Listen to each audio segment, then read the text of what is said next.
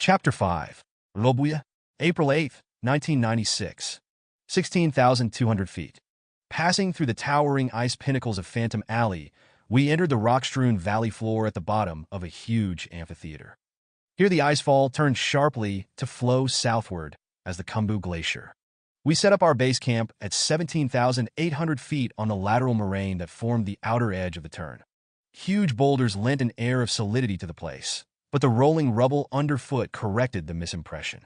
All that one could see and feel and hear of icefall, moraine, avalanche cold was of a world not intended for human habitation.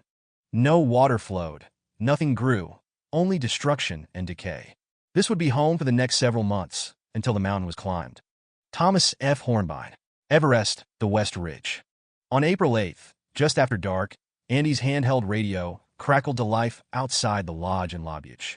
It was Rob calling from base camp, and he had good news.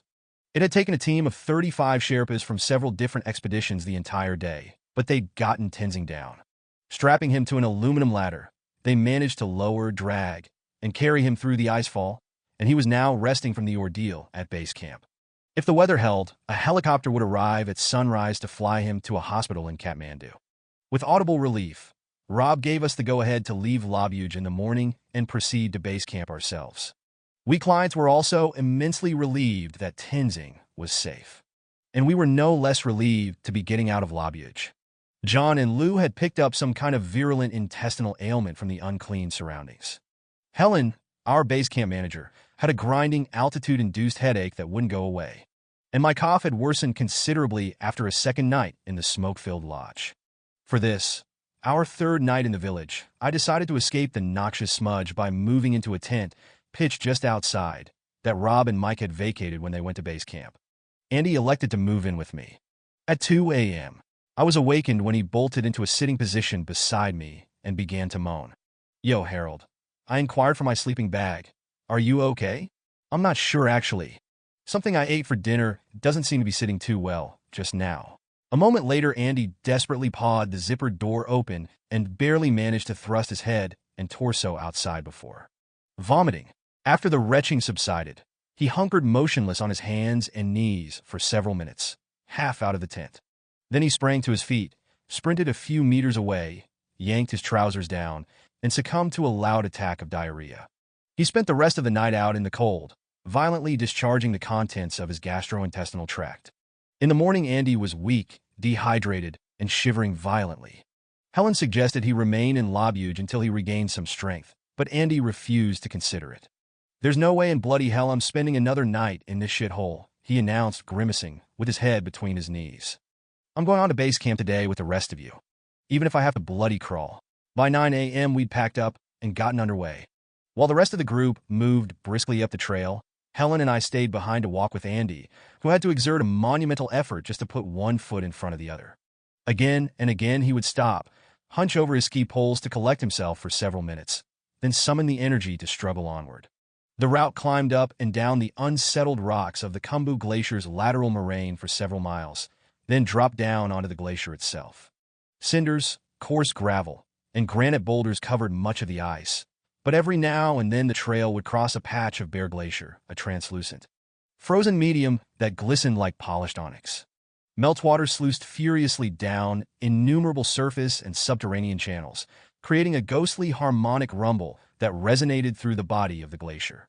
In mid-afternoon, we reached a bizarre procession of freestanding ice pinnacles, the largest nearly 100 feet high, known as Phantom Alley.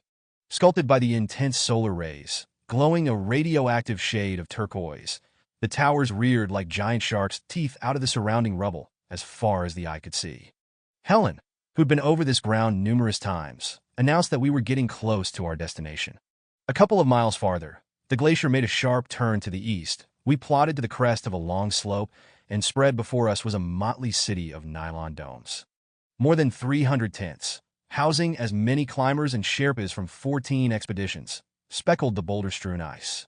It took us 20 minutes to locate our compound among the sprawling settlement. As we climbed the final rise, Rob strode down to greet us. "Welcome to Everest Base Camp," he grinned. The altimeter on my wristwatch read 17,600 feet. The ad hoc village that would serve as our home for the next 6 weeks sat at the head of a natural amphitheater delineated by forbidding mountain walls. The escarpments above camp were draped with hanging glaciers, from which calved immense ice avalanches that thundered down at all hours of the day and night. A quarter-mile to the east, pinched between the Nuptse Wall and the west shoulder of Everest, the Khumbu Icefall spilled through a narrow gap in a chaos of frozen shards. The amphitheater opened to the southwest, so it was flooded with sunlight. On clear afternoons when there was no wind, it was warm enough to sit comfortably outside in a t-shirt. But the moment the sun dipped behind the conical summit of Pumori, a 23,507-foot peak immediately west of base camp, the temperature plummeted into the teens. Retiring to my tent at night, I was serenaded by a madrigal of creaks and percussive cracks, a reminder that I was lying on a moving river of ice. In striking contrast to the harshness of our surroundings stood the myriad creature comforts of the Adventure Consultants Camp. Home to 14 Westerners, the Sherpas referred to us collectively as members or sahibs, and 14 Sherpas. Our mess tent, a cavernous canvas structure, was furnished with an enormous stone table, a stereo system, a library, and solar-powered electric lights. An adjacent communications tent housed a satellite phone and fax. A shower had been improvised from a rubber hose and a bucket filled with water heated by the kitchen staff. Fresh bread and vegetables arrived every few days on the backs of yaks. Continuing a Raj-era tradition established by expeditions of yore, every morning Chongba and his cook boy, Tendi, came to each client's tent to serve us steaming mugs of Sherpa tea in our sleeping bags. I had heard many stories about how Everest had been turned into a garbage dump by the ever-increasing hordes, and commercial expeditions were reputed to be the primary culprits. Although in the 1970s and 80s base camp was indeed a big rubbish heap, in recent years it had been turned into a fairly tidy place, certainly the cleanest human settlement I'd seen since leaving Namche Bazaar. And the commercial expeditions actually deserved much of the credit for the cleanup. Bringing clients back to Everest year after year, the guides had a stake in this that one-time visitors did not. As part of their expedition in 1990, Rob Hall and Gary Ball spearheaded an effort that removed 5 tons of garbage from base camp. Hall and some of his fellow guides also began working with government ministries in Kathmandu to formulate policies that encourage climbers to keep the mountain clean.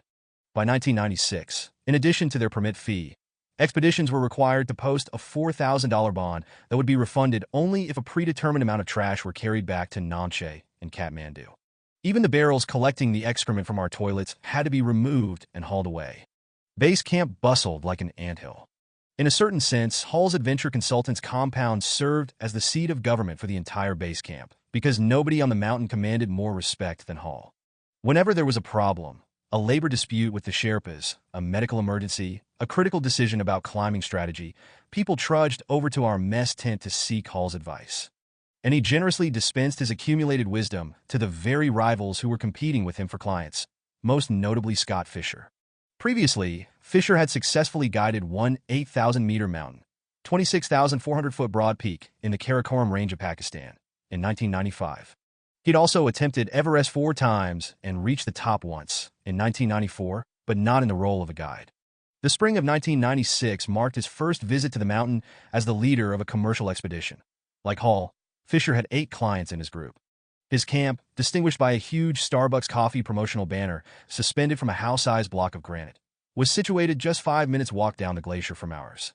Fisher, 40, was a strapping, gregarious man with a blonde ponytail and a surfeit of manic energy. As a 14-year-old schoolboy in Basking Ridge, New Jersey, he had chanced upon a television program about mountaineering and was enthralled. The next summer, he traveled to Wyoming and enrolled in an Outward Bound style wilderness course run by the National Outdoor Leadership School. As soon as he graduated from high school, he moved west permanently, found seasonal employment as an NOLS instructor, placed climbing at the center of his cosmos, and never looked back. When Fisher was 18 and working at NOLS, he fell in love with a student in his course named Jean Price.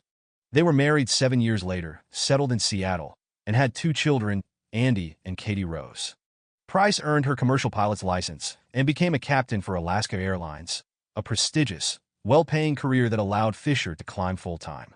Her income also permitted Fisher to launch Mountain Madness in 1984. If the name of Hall's business, Adventure Consultants, mirrored his methodical, fastidious approach to climbing, Mountain Madness was an even more accurate reflection of Scott's personal style. By his early 20s, he had developed a reputation for a harrowing, damn-the-torpedoes approach to ascent. Throughout his climbing career, but especially during those early years, he survived a number of frightening mishaps that by all rights should have killed him. On at least 2 occasions while rock climbing, once in Wyoming, another time in Yosemite, he crashed into the ground from more than 80 feet up. While working as a junior instructor on an NOLS course in the Wind River Range, he plunged 70 feet, unroped, to the bottom of a crevasse on the Dinwiddie Glacier. Perhaps his most infamous tumble, though, occurred when he was a novice ice climber. Despite his inexperience, Fisher had decided to attempt the coveted first ascent of a difficult frozen cascade called Bridal Veil Falls in Utah's Provo Canyon. Racing 2 expert climbers up the ice, Fisher lost his purchase 100 feet off the deck and plummeted to the ground. To the amazement of those who witnessed the incident, he picked himself up and walked away with relatively minor injuries. During his long plunge to earth, however, the tubular pick of an ice tool impaled his calf and came out the other side. When the hollow pick was extracted, it removed a coarse sample of tissue, leaving a hole in his leg big enough to stick a pencil through. After being discharged from the emergency room at a local hospital, Fisher saw no reason to waste his limited supply of cash on additional medical treatment. So he climbed for the next 6 months with an open, suppurating wound. 15 years later, he proudly showed me the permanent scar inflicted by that fall, a pair of shiny, dime-sized marks bracketing his Achilles tendon.